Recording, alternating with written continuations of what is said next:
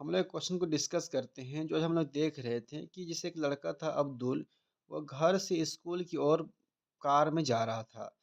तो जाने की जो स्पीड था इसका यानी चाल जो दिया हुआ था वो 20 किलोमीटर पर आवर था।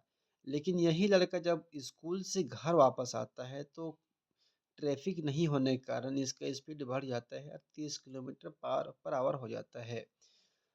तो माना कि घर से जो स्कूल की दूरी है x किलोमीटर मान लेते हैं।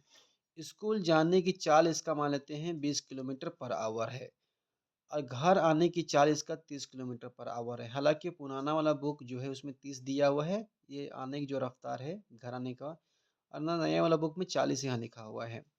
हम जानते हैं कि एक फ़ॉर्मूला होता है जो है चाल बराबर क्या है तो दूरी बटा समय होता है, ठीक है? तो हम मानते हैं इसका, मान लेते हैं कि माना कि घर से स्कूल जाने में लगा समय T1। स्कूल जब जा रहा था घर से उसमें समय इसको लगा T1। तो स्पीड दिया था 20 यानी चाल कितना दिया था 20 दिया था।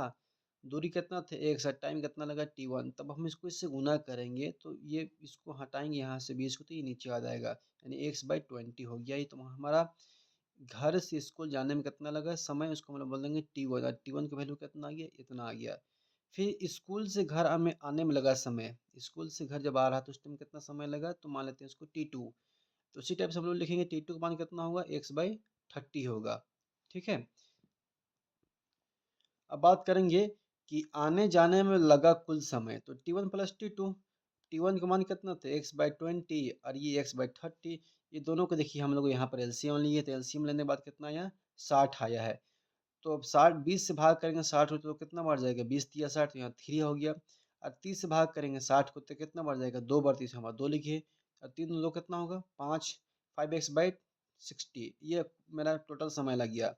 हम लोग को निकालना था औसत चाल निकालना था। औसत चाल का फार्मूला होता है कुल दूरी बटा कुल लगा समय।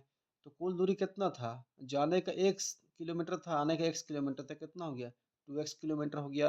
और टाइम कितना लग गया 5x/60। अब हम लोग यहाँ देखिए 2x लिखें। अब क्या किए देखो ये 60 चला जाएगा ऊपर चला गया ऊपर और 5x नीचे रह गया। तो अब यहाँ x को कट करेंगे तो क्या बचेगा 5 बचेगा। अब 5 को काटेंगे 5 1 जा 5 यानी 5 का 5 किए ये 1 हो गया।